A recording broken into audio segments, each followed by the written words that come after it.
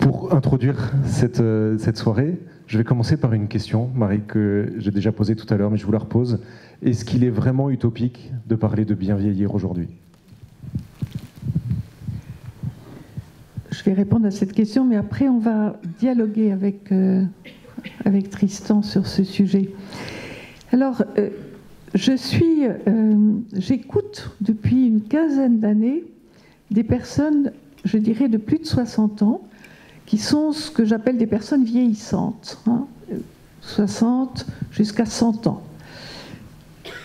sur le thème justement du bien vieillir, et avec une question d'ailleurs assez provocante, qui est le titre d'une conférence que je promène un peu partout en France: peut-on décider de vieillir heureux ? Une question très provocante dans notre société. Comme vous l'avez dit, une société dans laquelle on a une image assez négative, où on parle du vieillir en termes déficitaires, en termes de pertes, tous ces termes qu'on connaît, naufrage, désastre, enfin. Et c'est vrai que c'est pas facile de bien vieillir dans une société qui a un tel regard. Ça demande évidemment de changer de regard, déjà. C'est une première, un premier impératif, et nous sommes nombreux à essayer de changer ce regard.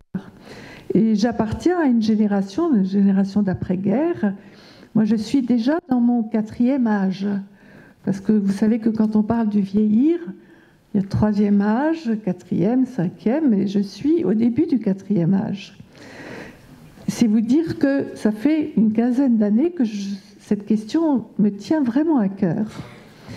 Et en écoutant des personnes vieillissantes, je me suis rendu compte que vieillir, ça pouvait être, j'ai 3 mots que j'aime beaucoup: heureux, fécond et intéressant.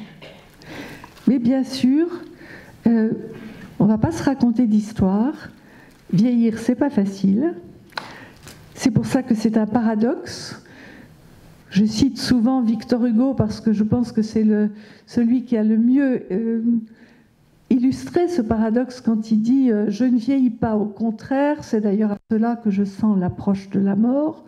Mon corps décline, ma pensée croît. Dans ma vieillesse, il y a une éclosion. » Il a tout dit. Le corps décline. La pensée n'est pas destinée à diminuer. Bien sûr, on peut être atteint d'une maladie cognitive qui fait que la fonction de la pensée est atteinte, mais ce n'est pas du tout une fatalité. C'est seulement un petit pourcentage de personnes qui peuvent être confrontées à cela, mais la grande majorité des personnes vieillissantes, si elles font aussi ce qu'il faut pour garder leur pensée, leur curiosité, leur pensée alerte, peuvent au contraire avoir une pensée qui grandit. Et puis, dans ma vieillesse, il y a une éclosion. Moi, j'adore ce terme parce que ça évoque le printemps, ce qui s'ouvre, c'est-à-dire que la grande clé, c'est d'être ouvert au nouveau. S'ouvrir au nouveau, et c'est la raison pour laquelle, dans les résidences-services dans lesquelles j'ai mis en place ce qu'on appelle un parcours, l'aventure de vieillir, le mot aventure est très important. Vivre son avancée en âge comme une aventure. Une aventure, ça veut dire une inconnue, bien sûr. On va rencontrer des choses qu'on ignore. On va découvrir des choses nouvelles, justement. Et si on a cet esprit d'aventure, si on y va, en se disant que on va découvrir des choses, on va s'ouvrir à des choses, l'ouverture du cœur, l'ouverture de l'esprit, tout cela fait que je pense que ce n'est pas une utopie. Ce n'est pas une utopie, mais bien sûr, ça demande un certain travail. Ça demande, et c'est pour ça que ce qui m'a frappé dans les séminaires que j'anime avec des personnes qui ont plus de 60 ans, et qui sont ce que j'appelle les personnes vieillissantes, encore une fois, ce sont des personnes qui, à la fois, sont conscientes qu'elles ont un certain travail à faire, que ce n'est pas donné de bien vieillir, ça demande de réfléchir, ça demande aussi de mettre en place sur le plan, à tous les niveaux, sur le plan médical, sur le plan physique, mais sur le plan psychologique, le plan spirituel aussi, qui fait partie de l'humain. Et quand j'emploie le mot, je l'emploie au sens large. C'est-à-dire que ce n'est pas réduit à la religion. La spiritualité, on en a tous une. Donc, tous ces niveaux, effectivement, demandent un certain travail.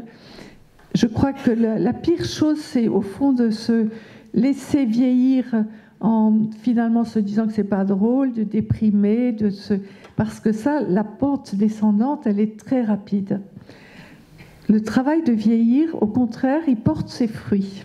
Je l'ai vu, je l'ai constaté, et je connais des gens de plus de 90 ans, même très âgés, 98 ans, 96 ans, qui sont des personnes qui sont autonomes, parce qu'elles ont gardé l'estime d'elles-mêmes, parce qu'elles ont mis en place aussi suffisamment tôt un certain nombre de choses auxquelles elles tiennent, on va en parler à tous les niveaux, parce qu'il y a aussi, bien sûr, ça va être le cœur de notre conversation, aussi de vivre dans un habitat dans lequel on se sent bien, dans lequel il y ait cette solidarité intragénérationnelle. Donc c'est un travail, hein, c'est sûr, qu'il faut faire. Et cette génération montante, elle est donc consciente de cela, et je dirais, elle est responsable. C'est ce qui m'a frappée.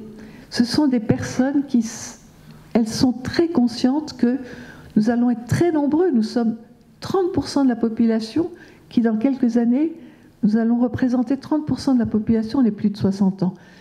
Donc évidemment, ça va représenter un certain poids pour la société. Et les gens que je rencontre, ils ne veulent pas être un poids. Donc ce sont des personnes qui se disent, c'est important que nous fassions tout pour rester le plus autonome possible, pour être heureux, pour être joyeux, comme beaucoup de personnes très âgées le sont, pour prendre soin de nous, prendre soin de notre corps, de notre esprit, être suffisamment léger pour être serein, enfin toutes ces clés du bien vieillir.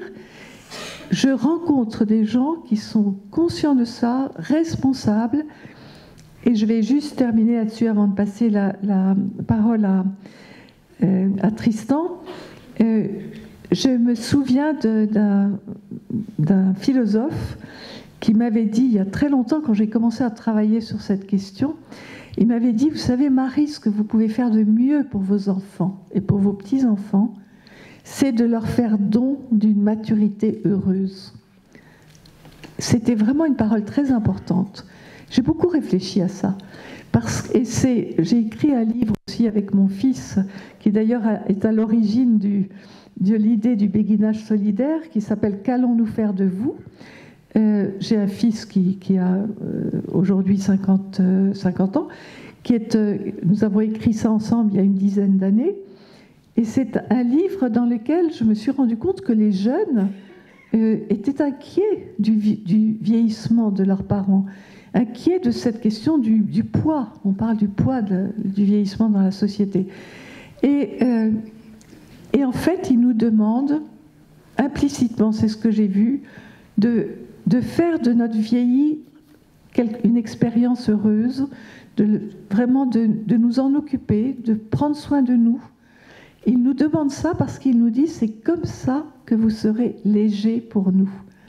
Et j'étais très intéressée par ça, parce qu'il n'y a pas que le poids financier, c'est le poids psychologique aussi.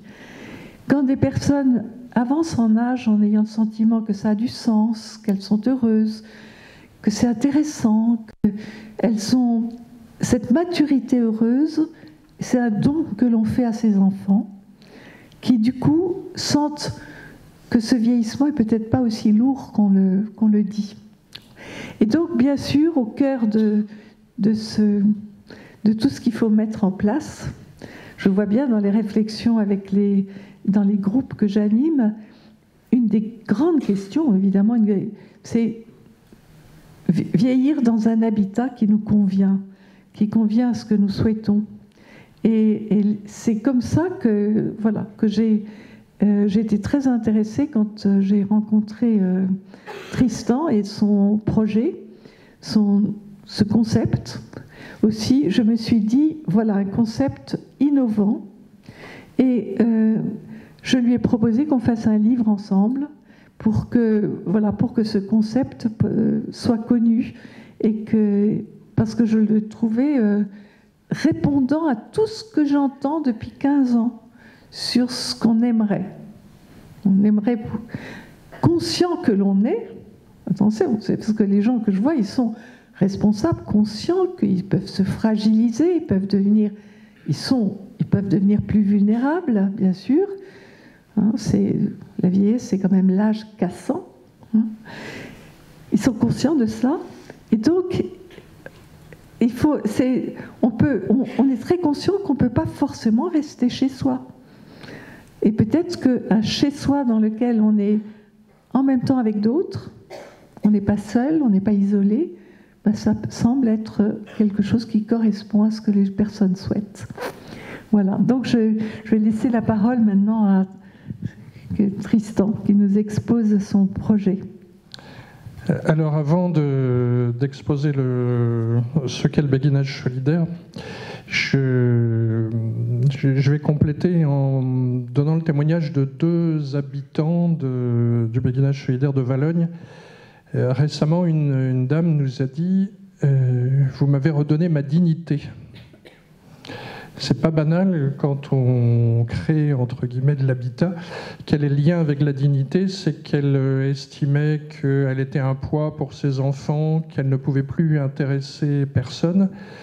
Et le fait de partager sa vie avec d'autres lui a fait comprendre qu'elle avait encore beaucoup de choses à partager et à donner à d'autres habitants, mais aussi aux gens du quartier, aux gens de la ville. Et donc cette question de dignité, on pourra y revenir après, est extrêmement importante. L'autre propos qui m'a marqué ces derniers temps, c'est une autre habitante qui s'appelle France qui nous a dit « Je réalise que vivre ici, c'est accepter de continuer à grandir ». Et donc ça fait écho à ce que tu disais, Marie, l'idée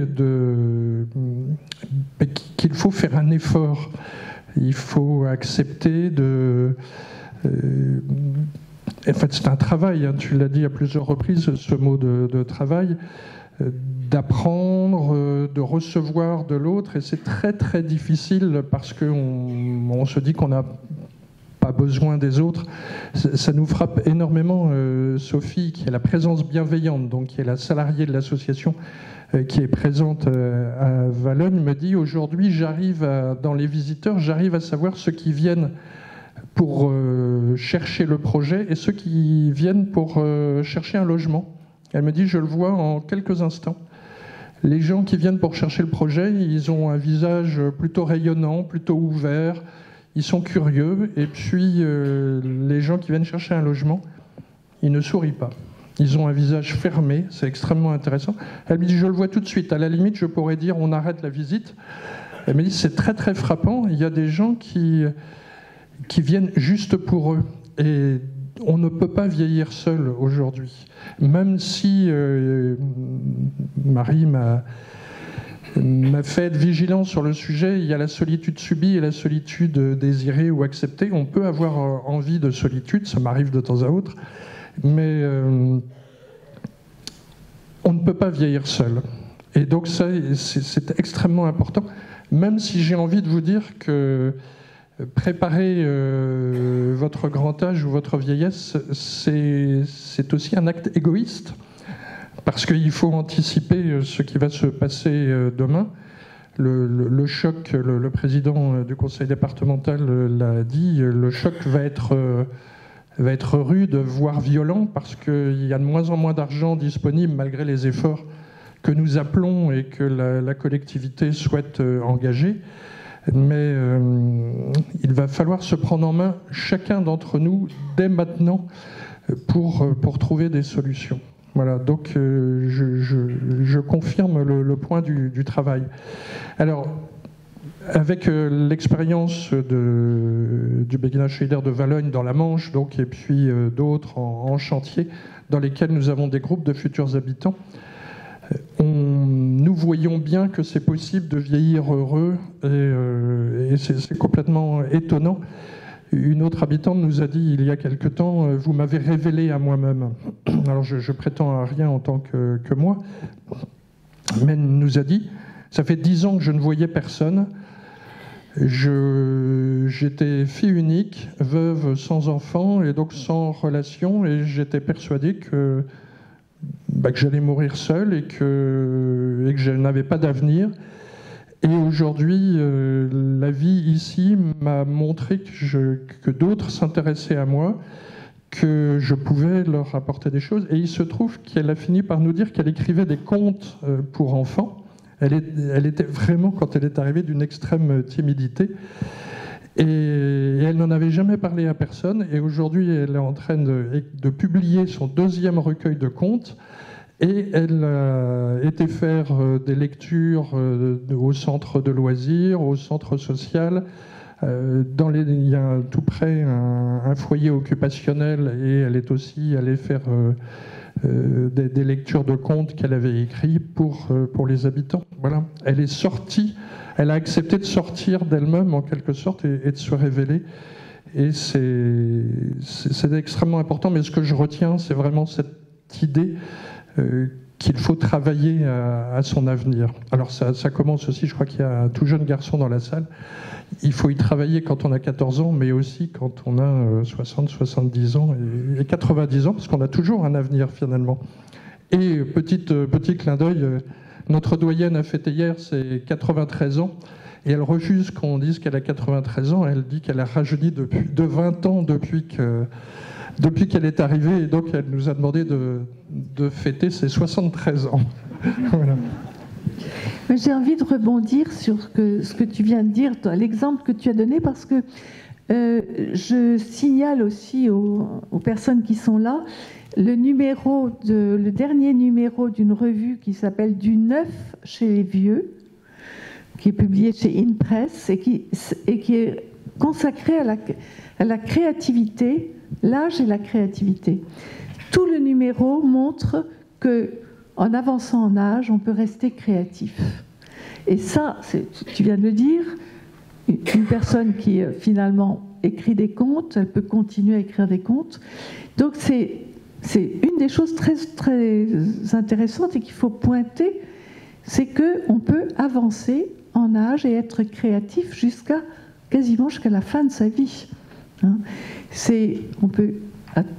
Toutes les créativités sont possibles. Et dans ce numéro, c'est extraordinaire de voir tous les témoignages qu'il y a. Personnellement, j'ai écrit l'éditorial de ce numéro. Et quand je suis allée au Québec en octobre dernier, on m'a emmené voir l'exposition d'un homme que je connaissais parce qu'il était cinéaste. Et il m'avait interviewé pour un film qu'il avait fait sur le vieil homme et le rire. Donc il était venu m'interviewer il y a très longtemps, il y a une dizaine d'années.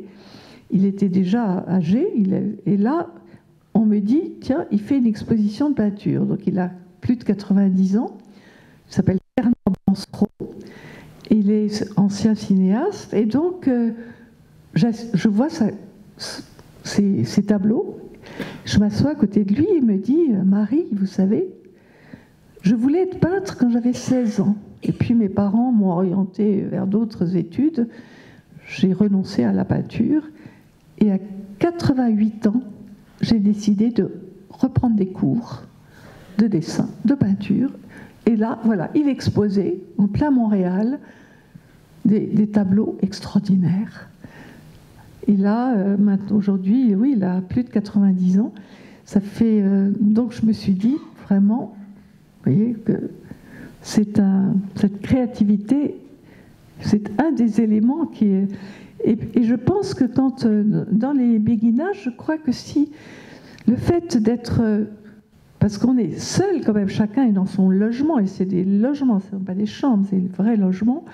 Et puis, ensemble, avec d'autres, des activités, tu ne l'as pas dit, mais qui ont été pensées à l'avance. C'est-à-dire que ce qui est très intéressant dans le concept de Tristan, c'est ce qui m'a vraiment donné envie d'écrire avec lui, c'est le concept de béguinage hors les murs. C'est-à-dire, pendant des travaux, les candidats au béguinage se réunissent une fois par mois pour parler ensemble de ce qu'ils veulent partager ensemble. Chacun sera chez soi, bien sûr, seul, mais en même temps, ils vont partager des choses. Alors ça peut être le jardin nourricier, ça peut être l'atelier de bricolage, ça peut être un repas, faire la cuisine ensemble pour un repas commun, une fois par semaine. Je crois que c'est une fois par semaine qu'ils ont un repas commun. C'est très variable. C'est très variable, ouais, enfin bon. Mais disons qu'ils font la cuisine ensemble, quand ils peuvent faire des courses ensemble, ils peuvent... Je veux dire, ils choisissent à l'avance quelles sont les activités qu'ils vont partager. Et chacun est libre, bien sûr. Il y a des personnes qui peuvent dire non, moi ça ne m'intéresse pas. Et c'est un choix vraiment des futurs habitants. Et puis aussi, ce qui m'a, moi je trouve, beaucoup touchée aussi, c'est que la question leur a été posée aussi de ils arrivent tous autonomes, hein, c'est une condition pour arriver dans le béguinage. Mais quand on arrive, je dirais, au-delà de 70 ans, on peut perdre un peu ou beaucoup de son autonomie. Et c'est vrai que la question a été posée, qu'est-ce que vous ferez si l'un d'entre vous perd un peu ou beaucoup de son autonomie, s'il tombe malade, s'il est mourant? Qu'est-ce que vous ferez? Eh bien, la réponse, c'est si la personne veut rester chez elle, si les soins à domicile existent autour, parce que c'est vrai que c'est la condition, qu'il y ait l'HAD, l'hospitalisation à domicile, qu'il y ait les soins palliatifs à domicile, si tout ça existe, que la personne veut rester chez elle, ce qui est frappant, c'est que, et je me souviens que j'en ai parlé aussi avec les futurs habitants du béguinage d'Arles, c'est qu'ils ont dit « nous assumerons à tour de rôle l'accompagnement humain ». C'est-à-dire aller voir la personne, prendre un repas avec elle, lui lire un livre, regarder un film ensemble, jouer aux cartes, jouer au Scrabble. Enfin, l'accompagnement humain, nous l'assumerons à tour de rôle.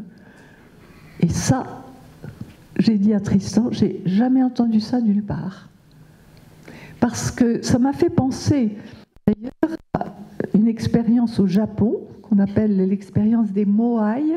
Ce sont des petites communautés de centenaires qui établissent entre eux un contrat de solidarité.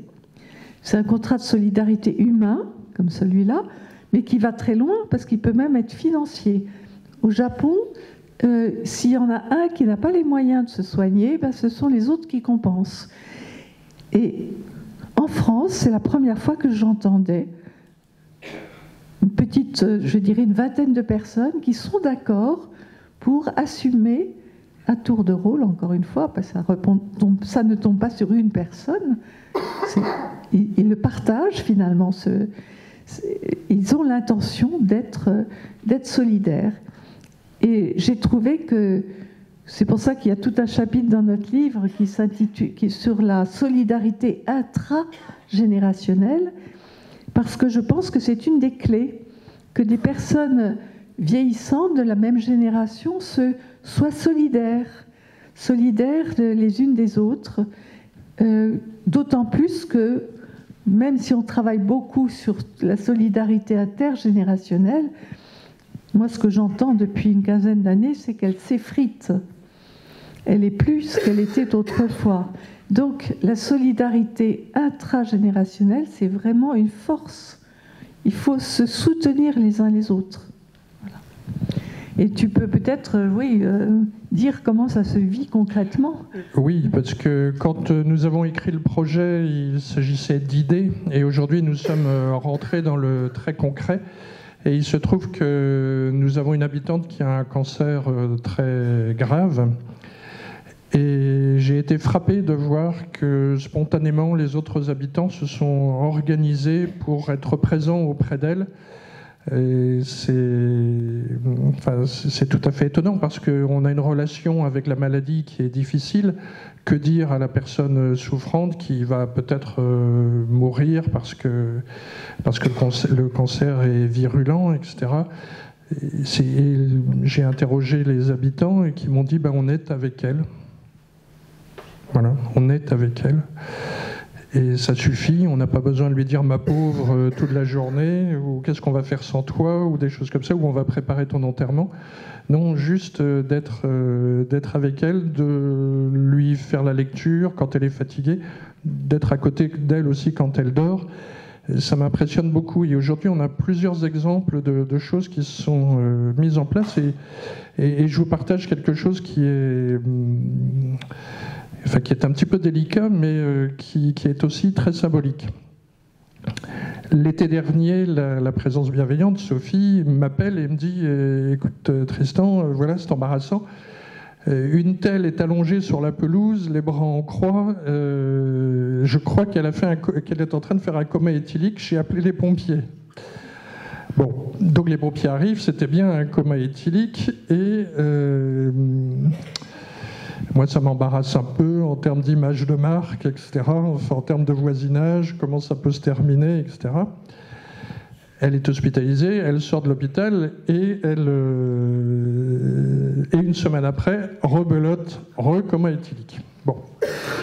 Et j'arrive sur place et je dis aux autres habitants, je dis, vous devez être un peu embarrassés, c'est gênant, etc. Qu'est-ce qu'on fait? Est-ce qu'on incite une telle à partir? Je peux peut-être aller la voir en lui disant qu'elle n'a pas sa place. Et là, tout le monde lève les bras au ciel en disant, mais Tristan, si vous faites ça, enfin il y en a qui me tutoient, d'autres qui me vouvoient, si vous faites ça, on n'est plus au béguinage solidaire. Je dis, si, enfin il faut que ça tourne, que ce soit propre, que ce soit joli, que vous soyez heureux, pas dérangé, etc. Enfin ça c'est mon idée à moi. Et ils disent, mais non, c'est pas comme ça que ça marche, sinon tu retires le mot solidaire et puis on pourra aussi très bien aller dans un autre établissement. Alors déjà que nous, c'est pas un établissement, mais on va s'occuper d'elle. Et deux hommes en particulier m'ont dit, nous on se porte garant. Et dès le lendemain, ils sont allés frapper à 9h à sa porte, toc toc, allez, est-ce que tu es bien levé? Oui, on va aller marcher. Et ils marchent avec elle 1h le matin, 1h le soir, ils vont faire les courses avec elle, ils veillent à ce qu'elle n'achète pas d'alcool, et ainsi de suite. Bon, c'est très dur, il y a des hauts et des bas. Mais voilà un exemple de solidarité qui n'est pas banal et qui me fait dire aujourd'hui que c'est pas que de la solidarité, mais que c'est de la fraternité qui se vit entre les habitants. Et c'est quand même extraordinaire. Au début du projet, quand nous avons dit à des gens, un peu comme ici ce soir, enfin il y avait plus de lumière parce que c'était le jour, on leur a dit, voilà, on vous propose un projet de vie, on ne vous propose pas du logement, on vous propose un projet de vie qui vous permettra d'accéder à du logement, mais il faut en passer par tout un processus. Eh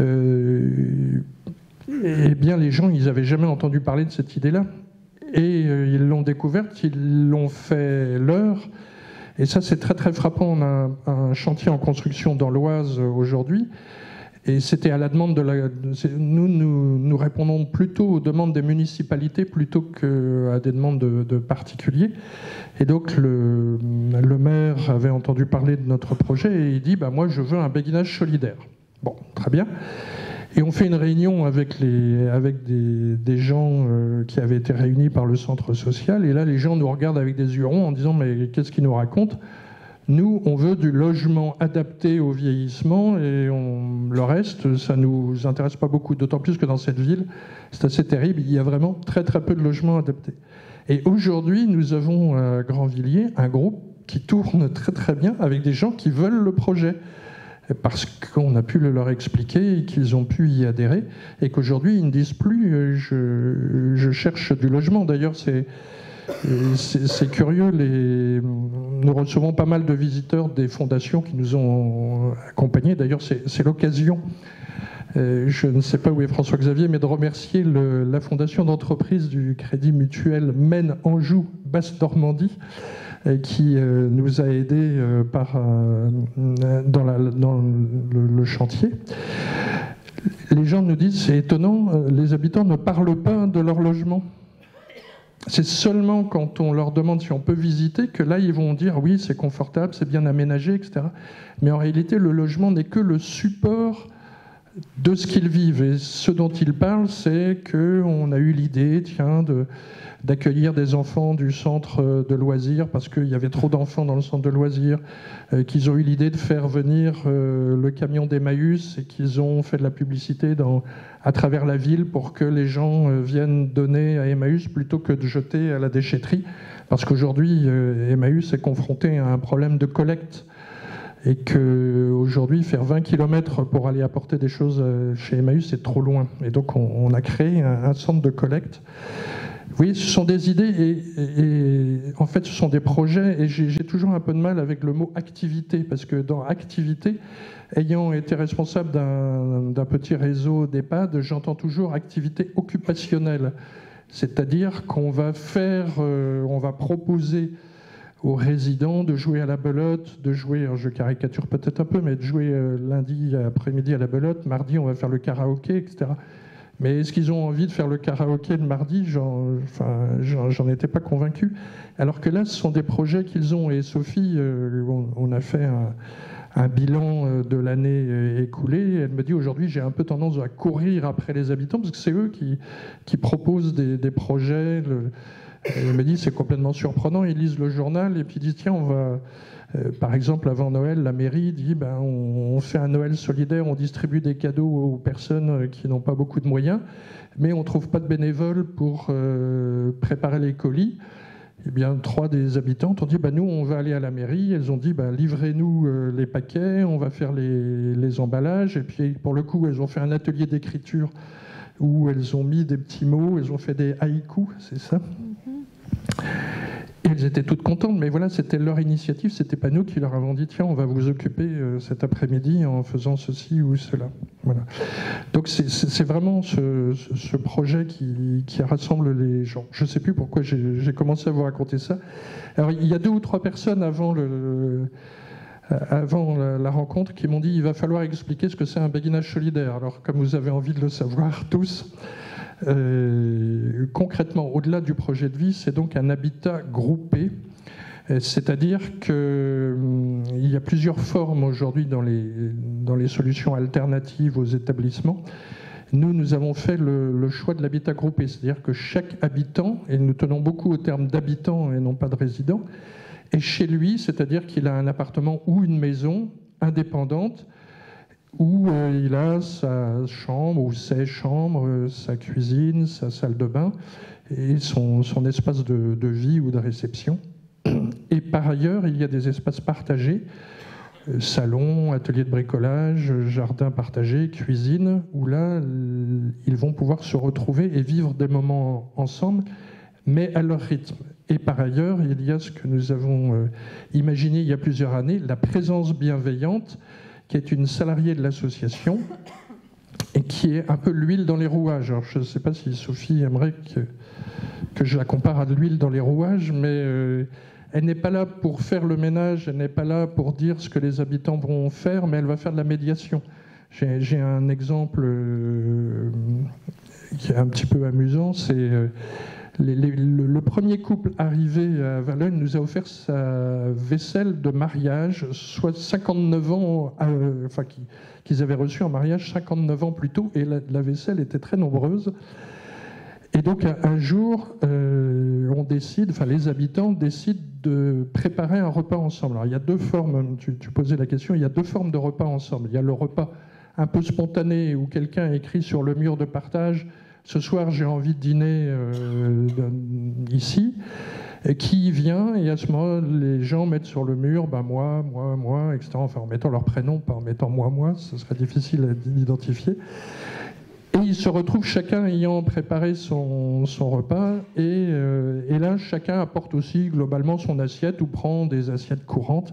Et puis, il y a le repas qu'on prépare ensemble, et là, il y a un certain cérémonial. Et on sort la belle vaisselle de Michel voilà Catherine qui met les assiettes autour de la table, et il se trouve que les assiettes sont des belles assiettes à fleurs. Et Céline, l'épouse de Michel, arrive et voit les assiettes dans tous les sens, et comme elle est un tout petit peu maniaque, elle repasse après Catherine et elle remet toutes les assiettes alignées, enfin les fleurs alignées pour que ce soit plus joli. Catherine arrive et dit « mais Céline ne respecte pas mon travail ». Céline dit « mais Catherine est foutraque », etc. Et là, ça part un peu de travers. Et là, le rôle de Sophie va être de dire « écoute, Céline, tu sais bien que Catherine est un peu bordélique, pour employer le mot, mais elle est gentille », et de dire à Céline, et de dire à Catherine « tu sais bien que Céline est très, très, très, très, très maniaque, mais elle est gentille, allez, venez boire un thé, un café, etc. » Et on se réconcilie. Il y a tout le lien avec les familles qui est intéressant aussi, parce que je vous partage une autre histoire. J'arrive un jour et puis une habitante venait de s'installer dans une maison. Et je lui dis « alors vous êtes contente ?» Elle me dit « oui et non ». Je dis « ah bon, c'est compliqué ». Elle me dit « oui, je suis contente d'être rentrée ici, mais je suis mécontente parce que j'ai pas la maison que je voulais ». Je dis « mais est-ce que c'est à cause de nous ?» Elle dit « non, c'est à cause de mes enfants ». Et je dis « mais pourquoi vos enfants ?» Elle dit « j'ai voulu leur faire plaisir et j'ai pas pris la maison que je voulais ». Je lui dis « mais vous avez quel âge ?» Elle me dit « 68 ans ». Et je lui dis « vous savez, à 68 ans, il faut envisager d'être adulte et de vivre pour soi-même ». Et elle a dit « oui, mais maintenant c'est trop tard ». Je dis « non, c'est pas forcément trop tard. L'autre maison qu'elle voulait, juste à la porte d'à côté, était encore non occupée. » Et en fait, je savais que la dame qui avait la maison à côté voulait la sienne. Et donc je lui dis... Et donc je lui dis, si on fait une réunion avec vos enfants, et oh là là. Et finalement on a fait venir les enfants, et en une semaine elle a fait 2 états des lieux d'entrée, enfin elle avait donc fait un état des lieux d'entrée, un état des lieux de sortie, un état des lieux d'entrée. Et finalement elle était très heureuse, et elle avait compris qu'il fallait, qu'il fallait être adulte. C'est un enjeu aussi pour les personnes vieillissantes. Et on a aussi expliqué aux enfants qu'il faut laisser vivre ses parents dans la mesure du possible. Donc il y a tout ce travail de médiation, d'écoute, il y a tous les gens qui veulent venir découvrir, parce qu'aujourd'hui on accueille des gens qui veulent découvrir le concept, ou on accueille les autres projets qui viennent passer une journée ou plus, etc. Il y a tout le lien avec les associations locales qu'il faut quand même un petit peu parfois canaliser. Et le lien avec l'hôpital, le lien avec les services d'aide, de soins, etc., qui se passe en règle générale très très bien. Voilà, donc c'est un habitat groupé, accompagné et solidaire, dans la mesure où les habitants paient un loyer en fonction de leurs revenus. Donc on a des habitants qui ont moins de 900 € par mois pour vivre, et puis d'autres qui ont plus de moyens, qui acceptent de payer un peu plus cher pour ceux qui n'ont pas de moyens. Et tout ça fonctionne finalement assez bien. Il y a 12 ans, quand j'ai dit à des collectivités, en l'occurrence à des départements, tiens, si au lieu de faire comme ci et comme ça, on faisait du béguinage, ils m'ont dit du quoi? Et puis quand je leur ai expliqué, ils m'ont dit ça n'existe pas en France, ça ne peut pas marcher. Il n'y a pas de case pour ça, donc il y a même un directeur de conseil départemental qui m'a dit retournez jouer avec vos billes. Bon. Et puis finalement, on a réussi à rendre des gens heureux, et c'est ce qui compte au bout du compte. Donc voilà. Alors je précise, quand je dis habitat alternatif, il y a d'autres formes. Aujourd'hui, on parle beaucoup de colocation. Et donc la colocation, la différence de ce que nous faisons, c'est que des habitants, enfin des résidents, peu importe, partagent un logement en commun. Ils ont leur chambre éventuellement avec leur salle de bain, mais les pièces cuisine, salon, salle à manger sont partagées. Pour nous, on pense, parce que nous avons des habitants qui ont à peine plus de 60 ans, que de vivre en colocation 5 ans, 10 ans, 15 ans, 20 ans, 30 ans peut-être, ça peut être long. Et d'ailleurs, pour la petite histoire, la première fois que nous avons fait la première réunion du béguinage solidaire hors les murs à Valognes, nous avions préparé avec l'équipe 25 questions que les gens intéressés allaient nous poser. Alors c'était très structuré, on était très très fiers de notre travail, et puis on dit aux gens, bon, posez vos questions, et là il y a Florence qui lève la main et qui dit, moi je suis fan de la solidarité, je suis membre du Secours populaire, je participe au Resto du Cœur. Mais j'ai une question. Quand j'ai besoin d'être toute seule chez moi et que j'ai besoin qu'on me foute la paix, comment est-ce que vous me garantissez que si je viens dans votre truc, j'aurai la paix quand j'aurai besoin de l'avoir? Voilà, on n'avait pas prévu cette question, mais on a compris que c'était important. Et en réalité, ce qui est riche, c'est que si nous nous étions vus il y a 5 ans, je vous aurais raconté autre chose. En réalité, c'est toute l'expérience qu'on reçoit, toutes les visites. Aujourd'hui, on a rencontré des centaines de retraités, et c'est eux qui nous nourrissent et c'est eux qui nous disent ce que nous devons faire quand, au tout début de l'expérience, nous nous étions dit qu'on allait faire pour les vieux des trucs vachement bien.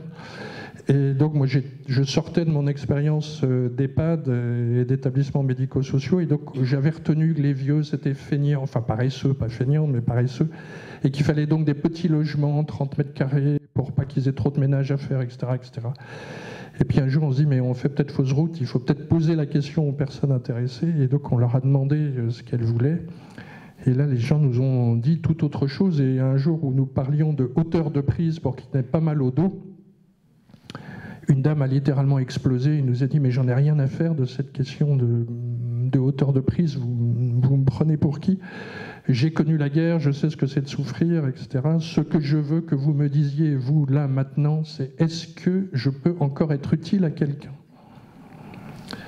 On était loin de la hauteur de prise, et une dame plus âgée, en mettant sa main sur sa joue, nous dit « Moi, c'est pas tout à fait ma question. Ma question, c'est avec toutes les rides que j'ai, est-ce qu'on peut encore m'aimer ?» Et donc là, nous nous sommes dit, hauteur de prise, largeur des portes, fausse route. Certes, c'est important que les logements soient confortables, mais ce qui compte, c'est ce qu'on va y vivre, et c'est pas de savoir... on a, pour ceux qui un jour voudront venir visiter, on a sur les portes des logements, on a 2 œilletons, un en hauteur et un en bas.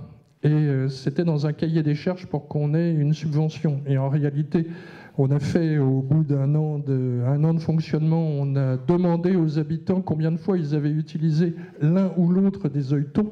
0. Mais bon, voilà, ça coûte quand même un peu d'argent de les mettre dans les portes. Mais il faut être dans le réel aussi, c'est extrêmement important. Voilà. Donc, aujourd'hui, le béguinage solidaire, c'est un projet de vie, c'est un tiers-lieu, c'est-à-dire un endroit où les gens, les générations vont se rencontrer et où habitent des retraités et des personnes extraordinaires, c'est-à-dire des personnes ayant un handicap, pour qui aujourd'hui il y a peu de solutions, en particulier sur le handicap mental. Et donc à Valognes, sur 28 habitants, nous avons 4 personnes ayant un handicap qui préparent ainsi leur passage à la retraite. Alors il y a un financeur il y a quelque temps qui m'a dit « Mais vous m'aviez pas dit qu'il y aurait des personnes handicapées ?» Je dis « Si, je vous avais dit, je vous l'avais dit. Oui, mais vous m'aviez dit que ce seraient des personnes... nous, on finance que les retraités. Et donc, on voulait des handicapés retraités. » Et je dis « Oui, mais le problème, c'est qu'aujourd'hui, quand une personne ayant un handicap passe à la retraite, elle n'est plus handicapée, sauf cas exceptionnel. Et enfin, ça arrive, mais... Et donc j'ai dit, moi j'avais dit des personnes ayant un handicap. Enfin bref, on s'est disputé pendant une demi-heure et elle a fini par céder et par dire je vous laisse le financement. Mais parce que c'est, pour être très clair, pour les gens qui auraient envie de se lancer dans ce genre d'affaires, le financement c'est quand même le sujet qui a été évoqué par le président du conseil départemental. C'est le sujet majeur. Mais je parle trop, pardon. Oui, peut-être, oui, ça va relancer, oui. Je vous propose de continuer cette discussion avec les questions justement qui viennent du public. Donc il y en a plusieurs qui sont déjà arrivées, il y en a 2 notamment par rapport au béguinage solidaire. Une personne qui pose la question, mais vous venez d'y répondre, chez Béguinage Solidaire, avez-vous des projets dans le domaine du handicap? Donc je ne sais pas si vous voulez rajouter quelque chose à ce sujet. Et la deuxième question, les habitants sont-ils tous colocataires? Qui est propriétaire? On va commencer par la deuxième. Nous sommes une association à but non lucratif. Donc ça serait un petit message d'ailleurs, qui peut recevoir des dons. Deuxième message. Et donc, nous ne voulons pas qu'il y ait de spéculation autour de ces projets parce que nous pensons que les personnes vieillissantes, comme dit joliment Marie, ne sont pas des moutons à tondre. Et donc, nous avons fait le choix d'un modèle non lucratif. Et ça ne veut pas dire que les autres modèles soient mauvais, mais c'est le choix qui nous permet d'accueillir des gens qui n'ont vraiment pas de moyens. Et donc tous les habitants sont locataires. C'est une question, c'est un principe pour nous. Comme ça, on évite la spéculation, on évite qu'il y ait des changements d'affectation sur les logements. Et puis, accessoirement, parce qu'il y a parfois des gens qui veulent venir habiter, qui nous disent « mais moi je veux être propriétaire », on leur dit bah, « vous pouvez investir dans la foncière solidaire qui est propriétaire du bien ». L'équivalent, si vous voulez, de votre logement, et quand vous partirez, comme on dit pudiquement, vos enfants n'auront pas un bien physique à vendre, mais simplement des actions qu'on s'engage à leur racheter. Voilà, donc notre modèle, c'est une association qui travaille, qui a créé une foncière solidaire, parce que quand nous avions à peu près fini d'imaginer notre modèle, nous sommes allés voir des bailleurs sociaux qui nous ont dit « mais vous savez, ça fait 100 ans qu'on construit des logements et on ne vous a pas attendu. Et donc passez votre chemin ». Et là, au bord du désespoir collectif, nous avons entendu parler d'un projet magnifique qui s'appelle Terre de Liens. Il y en a peut-être ici qui connaissent, qui fait la promotion de l'agriculture biologique en achetant des terrains. Et donc nous avons créé cette foncière qui est l'outil de développement des projets de l'association, mais il se trouve que depuis 2 ou 3 ans, les bailleurs sociaux se disent tiens, finalement c'est pas complètement débile ce que vous faites, nous on sait construire, mais vous animez, vous donnez du sens au projet, et donc nous avons aujourd'hui 6 projets avec des bailleurs sociaux, et c'est très très bien, nous en sommes très heureux. Voilà. Donc il n'y a, en réalité, j'ajoute qu'il n'y a pas de modèle économique chez nous arrêté, c'est le terrain qui va décider de ce que nous allons faire. Quand une collectivité ou une association nous appelle, nous travaillons avec eux sur les besoins locaux, sur les envies, sur les attentes. Et à partir de là, nous bâtissons un projet. Ça va être un bailleur social, ça va être la foncière, ça va être un projet mixte. Ça peut être, pourquoi pas, une coopérative, etc. Enfin, nous ne sommes que les ouvriers d'un projet local. Merci. Une question pour Marie, maintenant. L'individualisme grandissant est une réalité. Comment le dépasser pour un vieillissement joyeux qui rend la personne âgée légère pour ses enfants? Est-ce que vous avez la recette?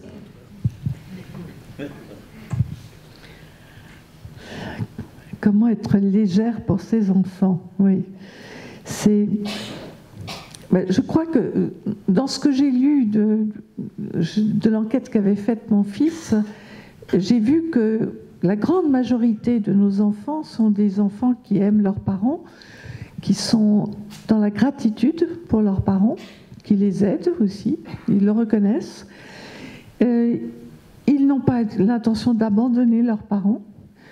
On le sent dans ce qu'ils disent, mais ils sont inquiets parce que la réalité de la vie fait que les logements sont petits, qu'on ne peut pas accueillir un parent qui vieillit, qui peut-être a besoin d'aide chez soi.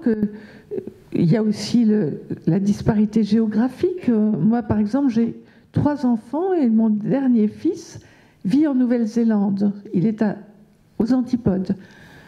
Il a sa vie là-bas. Il a un cabinet d'ostéopathe. Il a une femme néo-zélandaise. J'ai une petite fille néo-zélandaise.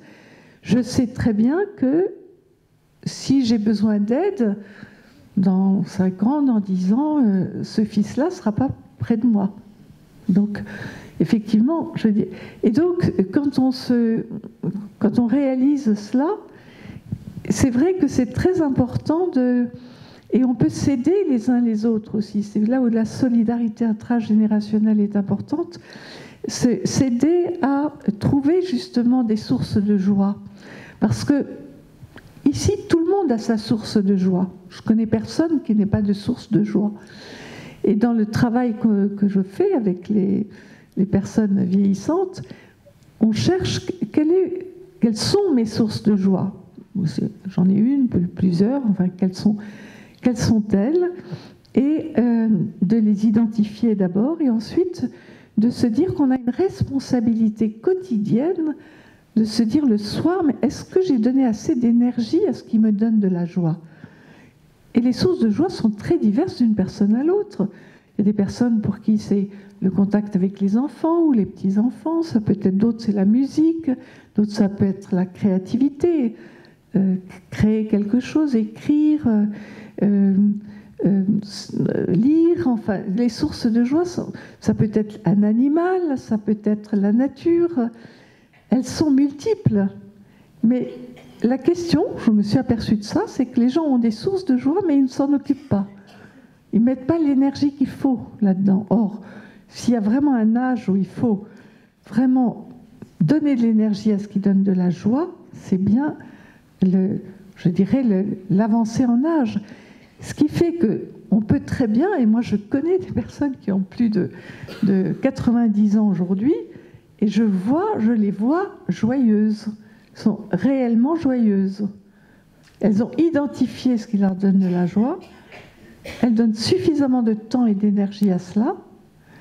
Évidemment, tout le reste, parce que tout le reste, il y a aussi des tas de choses qui vont moins bien, hein. C'est évident.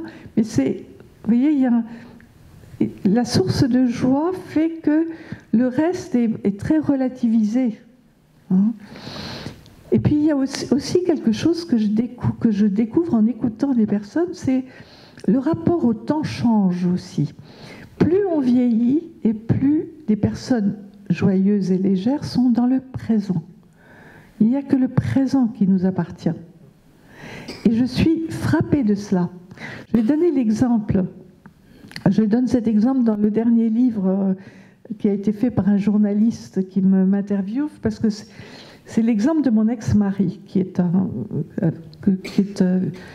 habite à côté de chez moi dans l'île Dieu, avec qui je suis en très bons termes, et avec qui je parle beaucoup de comment il vit il a 96 ans, comment il vit son grand âge. Et il m'a dit une chose tout à fait étonnante il n'y a pas longtemps. Il me dit, tu sais, maintenant, il n'y a que le présent qui compte. Dès que je me lève, je suis là, dans ce que je fais. La toilette, alors il est autonome, hein, le petit déjeuner, quand je marche, je suis là, dans les pas que je pose. Il conduit sa voiture à 96 ans, une voiture électrique. Il conduit très prudemment, mais il est là, présent. Et alors, je me suis dit, alors, il y a un seul moment dans lequel il s'autorise à penser au passé, surtout passé, c'est quand il est dans son fauteuil, parce que comme il me dit, quand je suis dans mon fauteuil, je ne suis pas en milieu hostile. J'ai compris que son corps lui-même était un milieu hostile. Et bien sûr, à son âge, s'il ne fait pas attention, s'il pense à autre chose, il peut buter et puis tomber, et puis c'est la fin. Bon. Donc il le sait très bien. Il est là. Et ça m'a beaucoup étonnée parce que c'est vraiment un discours. Et je sens que, bon, il a intégré ça et il est absolument joyeux dans son rapport avec les autres. On sent que le passé, avec tout ce que ça peut avoir aussi de lourd, tout ça est derrière. Le temps a fait son affaire, comme il dit. C'est le présent qui compte. Et ça, je crois que c'est une très grande clé. Et j'ai fait le lien avec ce que vivent, par exemple, des aventuriers, des gens qui se lancent dans l'aventure. Par exemple, je pense que j'ai une nièce qui a traversé le pôle Sud il y a 30 ans. C'est la première humaine qui a mis les pieds au pôle Sud, ce qui a 3 mois avec des skis, avec une voile, un traîneau. Elle a traversé la Terre Adélie. Et c'est la première à avoir fait ça, la première humaine. Elle a écrit un livre qui s'appelle « Seule dans le vent de glace, la femme de l'Antarctique ». Et quand je parlais avec elle après ce qu'elle a fait, elle m'a dit la même chose que ce que je viens de vous dire, c'est-à-dire je n'ai pu survivre, c'est dans cette expérience, elle avait 30 ans, que parce que j'étais présente. Je ne pensais à rien d'autre. Mon ennemi aurait été la pensée, l'imaginaire. J'étais là, dans les pas que je posais l'un après l'autre, dans le fait de monter ma tente la nuit, faire chauffer l'eau avec les sachets de nourriture lyophilisée. J'étais là dans l'instant. Et en fait, quand j'ai raconté ça à Christopher, il m'a dit, mais au fond, on a en commun, elle était dans un milieu hostile, il n'y avait que ça à faire, être présent. Ben moi, je suis aussi dans un milieu hostile, à mon âge, être présent. Donc, voilà, ça c'est une grande clé qu'on va découvrir petit à petit, parce que là, je vous parle d'une personne qui a 80 ans. Donc voilà, c'est une des. Je trouve ça assez intéressant de voir que des personnes joyeuses dans le grand âge ont tout ça en commun, qu'elles sont dans le présent. Stéphane Hessel, qui avait 95 ans, me disait la même chose. Il vit le présent. C'était. Voilà.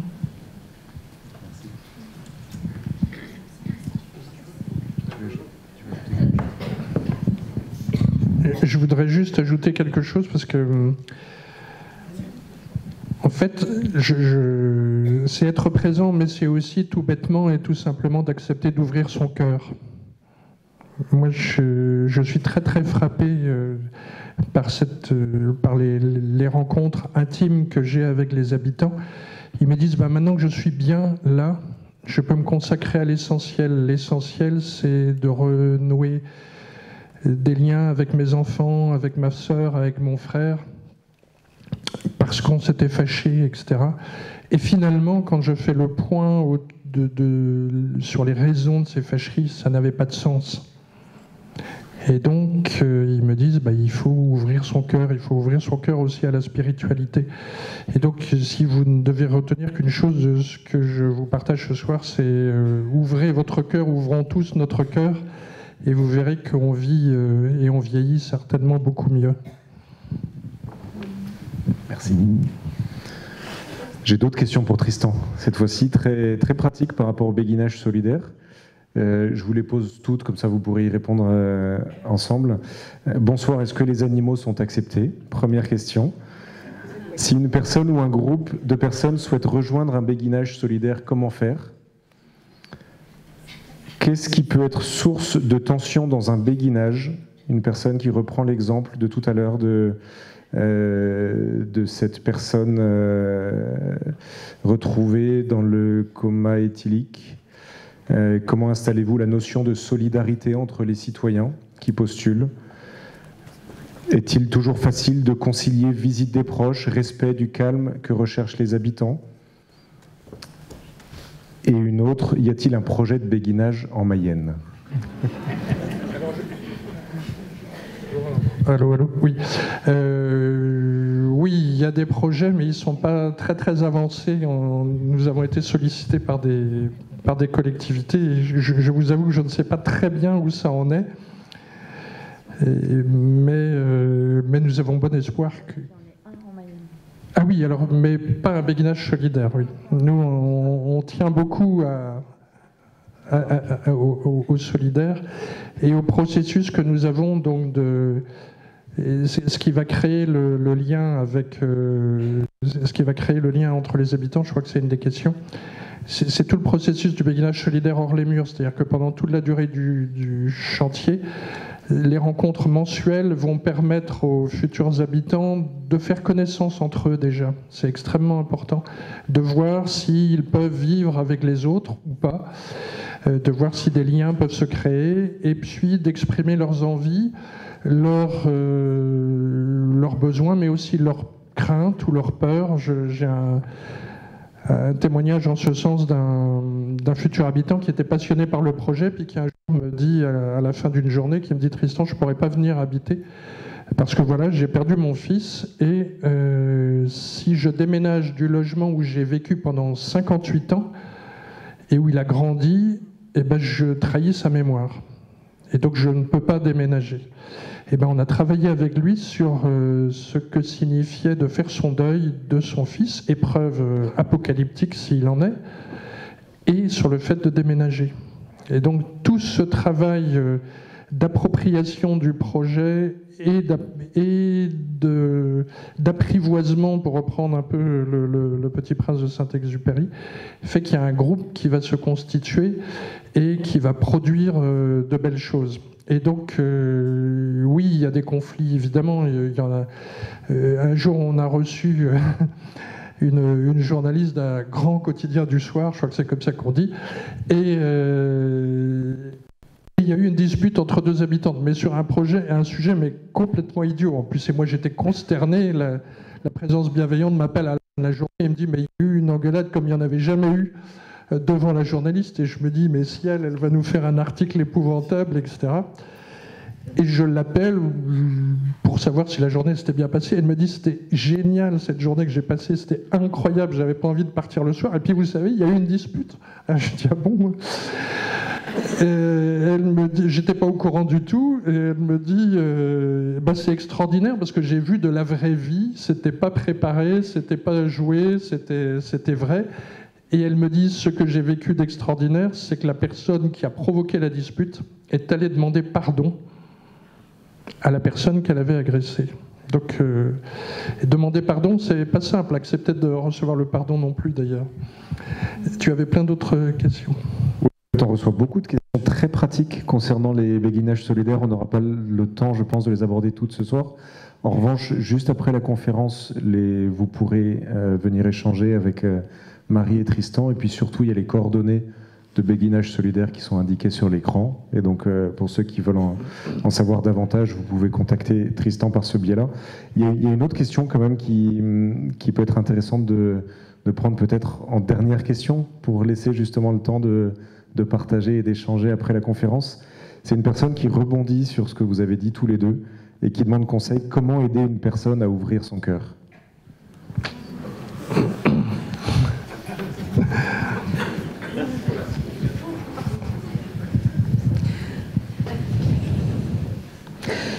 Moi, je crois fondamentalement que chacun a envie d'ouvrir son cœur, mais le cœur peut être fermé pour 1000 raisons. Je crois que la meilleure façon d'aider quelqu'un à ouvrir son cœur, c'est de l'ouvrir. C'est-à-dire, j'ai vraiment observé ça souvent. Si on ouvre son cœur à quelqu'un, la personne va être amenée à ouvrir le sien. Il faut commencer par soi. Ça, j'ai vu ça absolument depuis très longtemps dans ma vie de psychologue. Et d'ailleurs, souvent même dans mon travail de psychologue, quand je voyais que la personne avait du mal, il m'est arrivé de parler aussi d'ouvrir mon cœur. Ce qui avait pour effet, effectivement, de déclencher, de permettre cette ouverture en face. Vous savez, c'est comme le lâcher-prise. Souvent, les gens disent « Oh là là, je voudrais bien, je ne peux pas aider telle personne parce qu'elle ne lâche pas prise, elle s'accroche, elle est... » J'ai dit, on ne peut pas forcer quelqu'un à lâcher prise. Personne ne peut faire ça. Mais on peut lâcher prise soi-même sur l'envie de faire lâcher prise l'autre. Et ça, c'est miraculeux. Si on lâche prise soi-même sur cette envie qu'on a que l'autre lâche prise, c'est là qu'il se passe des choses. Je crois que c'est un peu pareil, l'ouverture du cœur. Et puis aussi peut-être, je crois qu'il y a vraiment que chacun a son rythme aussi. Il y a des personnes qui n'ouvrent pas tout de suite. Elles ont peut-être besoin de sentir aussi qu'il y a de la confiance. Et la confiance, on l'établit en étant là, présent, comme tu l'as dit. Une présence qui ne veut pas de quelque chose de particulier, mais qui est juste là. Et vraiment, la confiance, c'est quelque chose qui se pas forcément comme ça tout de suite, mais il faut parfois, souvent, justement, juste être présent, être là, bienveillant, hein, c'est des mots que Tristan emploie beaucoup. Être bienveillant, présent, et puis on s'aperçoit que ça se fait tout seul. Car fondamentalement, encore une fois, je crois que l'être humain est un être qui a envie d'ouvrir son cœur, au fond, hein, et que pour des raisons qui lui appartiennent et qui sont il a fermé, il s'est protégé, mais il n'y a pas de raison que ça ne bouge pas. Oui, en venant en voiture, tu me parlais de la parole qui libère aussi. Je crois que c'est important. Enfin, c'est un beau témoignage. Et puis peut-être qu'après, ou je vais le faire tout de suite avant que Marie vous parle de ce sujet. La personne qui m'a dit que le projet lui avait redonné sa dignité, elle m'a confié en tête-à-tête qu'en réalité, elle était encore bien, mais qu'elle sentait qu'elle vieillissait. Et elle m'a dit, voilà, je voulais pas être un poids pour mes enfants, donc mon intention était de partir à l'étranger, d'être euthanasiée. Et elle dit, parce que je veux surtout pas peser à mes enfants, je veux pas leur peser économiquement, etc. Et donc j'ai mis de l'argent de côté pour partir en Suisse. Et elle me dit, le projet que je vis ici m'a rendu ma dignité et je vais donner cet argent à une œuvre parce que j'ai envie de vivre. Et c'est aussi parce qu'elle a ouvert son cœur, simplement, qu'on en est arrivé là. Voilà, je voulais vous partager ça. Et puis, je crois que la parole qui libère, c'est important. Alors, oui, je peux peut-être raconter ce qui m'est arrivé hier. Sur LinkedIn, je suis sur LinkedIn, et il y a une personne qui me contacte en me disant que sa mère était mourante, sa mère très âgée dans un EHPAD, mourante, et qu'elle veut absolument me parler. Bon, il se trouve que j'étais très débordée hier, et que je lui ai proposé juste un quart d'heure. Je dis, je vous appelle à telle heure, j'aurai très peu de temps, mais... Et cette femme me dit que, justement, elle se sent coupable de n'avoir pas pris sa mère chez elle au moment où elle a été placée, c'est un mot que je n'aime pas beaucoup, dans un EHPAD par sa propre sœur, et et sa mère, elle est vraiment en train de mourir. Et donc elle me dit tout ça, elle me dit, j'aurais aimé prendre ma mère chez moi, je n'ai pas pu, ça s'est pas fait, voilà.